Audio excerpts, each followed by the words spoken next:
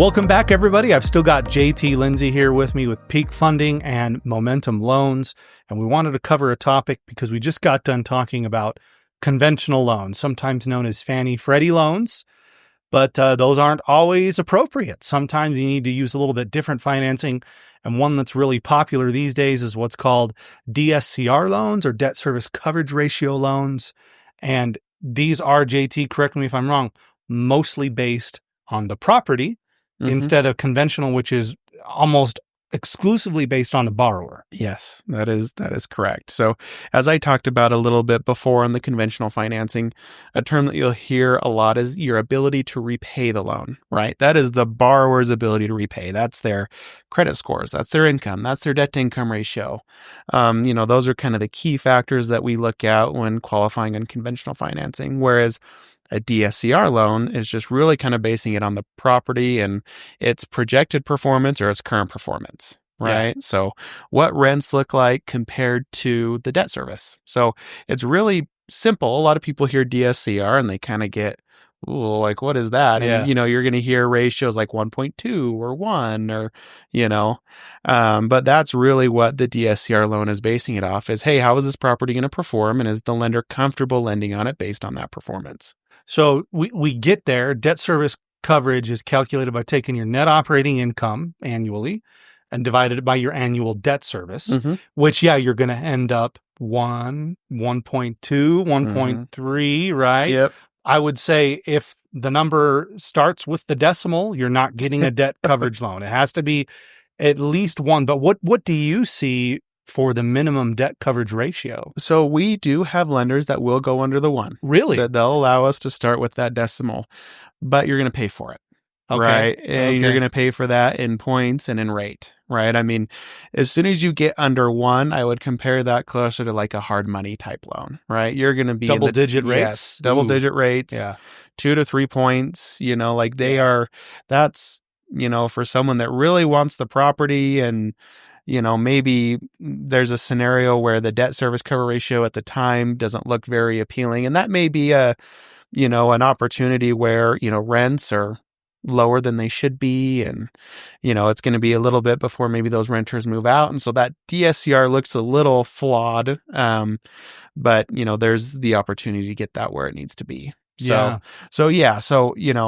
an easy way to say it is if your mortgage payment's $2,500 and rent is $2,500, that's going to put you at a DSCR ratio of 1, right? Yeah.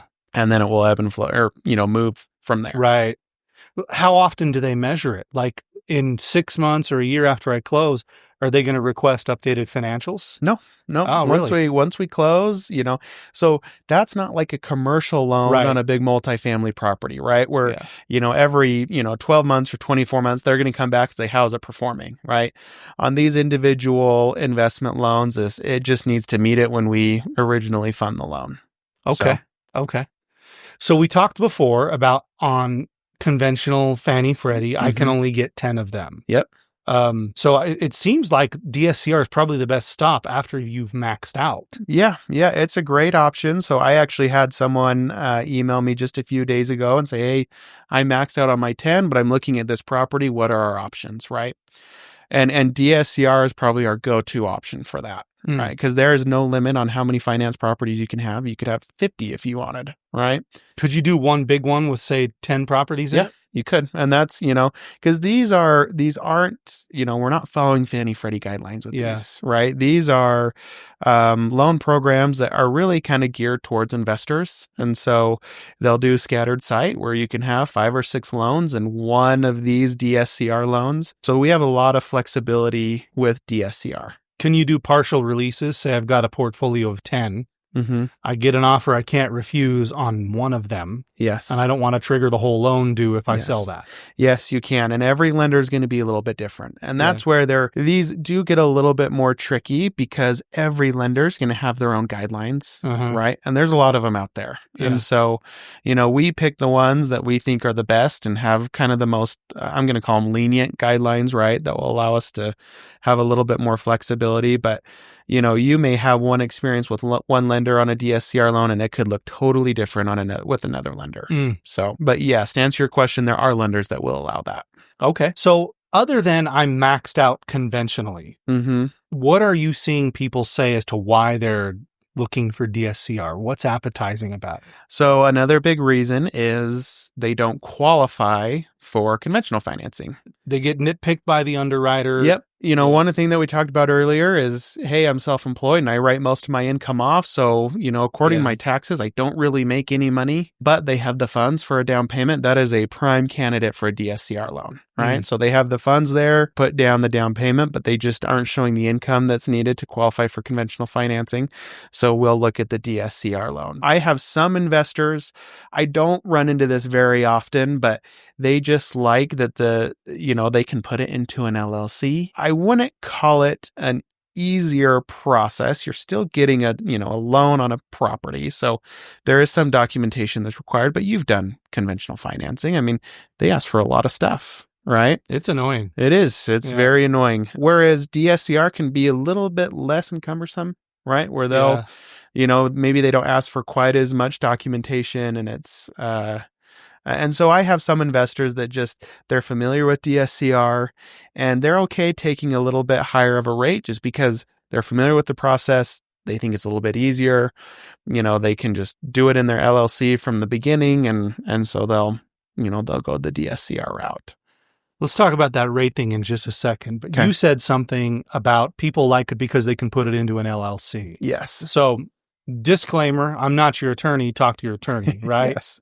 I've claimed a lot of properties under conventional financing into LLCs, and so have a bajillion clients of ours. Yes. It's a fairly common practice, and people a lot of times say, well, it's going to trigger this ominous due on sale clause. Yes. As it's been explained to me by my attorney, this is like jaywalking. Yeah. Right?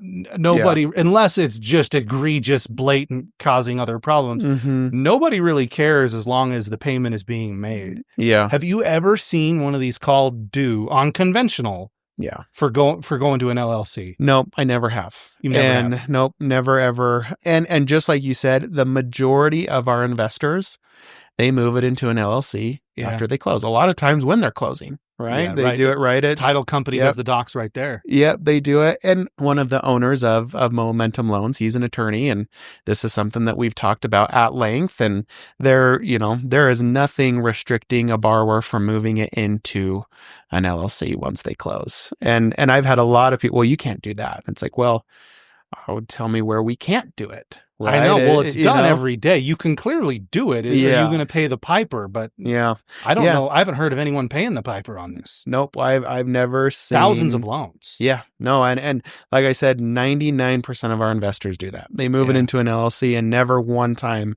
has it triggered that due on sale clause. I had heard rumblings that as long as it was a single member LLC or something like that, it doesn't trigger. It's the same as like we moved it into the family trust or something. Yeah. Yeah. And I've done plenty of loans for people that are buying them with multiple people involved. And, maybe that still is a single member. I don't know the details of their, corporation setup. But what I do know is I've never had an investor call me after the fact and say, hey, my loan, was triggered and I got to pay it back. That's never happened. So. Okay. So going back to the DSCR then, people like it because you're just going to do the LLC. It's out in the open. We're not worrying about any of this stuff. That's probably not a problem anyway, but it's probably expected that they would do it in an LLC. Yeah, absolutely. Yeah. Most DSCR lenders are expecting that. As of right now, what are DSCR terms like compared to conventional? So traditionally, I would say before the last couple of years, before we saw the big rate increase, DSCR always had higher rates, right? Because they were deemed higher risk. Now that we're seeing rates a little bit higher on conventional financing, you've seen it kind of even out a little bit. Right? Really? Yeah. I've done loans where DSCR was very similar to conventional financing. And what's interesting about DSCR is you really do, their rates, I would say, are a little bit more volatile than conventional. Whereas sometimes they're really competitive and other times they're not even in the same ballpark. But after you close, they're fixed. Yes, They are fixed. Yes. So you're talking they're bouncing around more than conventional. Yeah. Okay. Yeah. That's what I've noticed with a lot of our lenders is, I've kind of because those, I mean, not to get into anything too crazy, but those DSCR loans are sold on Wall Street. Right. Where there's a little bit more stability in conventional financing and how they're purchased on the secondary market and different things. And so, I've seen a little bit more volatility with the DSCR rates. Okay. Are they amortized over 25, 30 years? What's that like? Yep. So you're going to see those amortized over 30 years. Okay. Right. So that's a fixed rate. And they have, ARM products, adjustable rate mortgages where, it's fixed for a period of time and then it will adjust. But what we've seen with that is the adjustable rate isn't that close or isn't that far off from a fixed, a 30-year fix. So, before, that was the real advantage of an adjustable rate is it was significantly lower than what the fixed rate was. I think rates are going to go down in 5 years, so I'll just do this now. Yeah. But we're not seeing that spread at all with ARMs right now. And so it's just not. Okay. Because, traditionally we're doing, even if it's a DSCR or conventional, it's a 30-year fixed rate. Yeah. And if we see that spread move further where those adjustable rate mortgages are lower, then we may, see those come back a little bit. But as of right now, it just makes most sense to just do a 30-year fixed rate on DSCR and conventional. Can you buy them down? Mm-hmm. Yep. Is there a limit to how far they can be bought down? Yeah. So the lenders will put out like a rate sheet where they'll say, hey, if you pay up to 8 points, it gets you down to this rate. And so the lender will usually have some stipulation on how far you can buy it down. And that's something that I'll run with our investors is the break even point on that, right? Because there's usually a sweet spot of buying down the interest rate. Yeah. Versus, how far you want to buy that down based on, hey, buying it down this month saves you X amount per month. And so that will take you, let's say 2 years to break even on that point buy down, right? So if you think you're going to have that rate for 2 years, it makes sense. If you don't think so, then maybe it doesn't make sense to do that. Yeah. Well, okay. Anything else on DSCR before we wrap it up? No, I think DSCR is a great option. Right. We have some really good outlets for DSCR loans. Conventionals are a really good option too. Right. I really don't think, a lot of people will come to me and say, well, I heard this one's better for this reason. They're both great options. Right. Yeah. And we look at every, loan based around our investor and what's going to be best for them. And that's sometimes we're kind of forced to do one or the other. Yeah. Right. But, there's nothing scary about DSCR loans. They're a great product. Thank you very much, sir. Yep. Everybody, thanks for listening. We'll see you next time.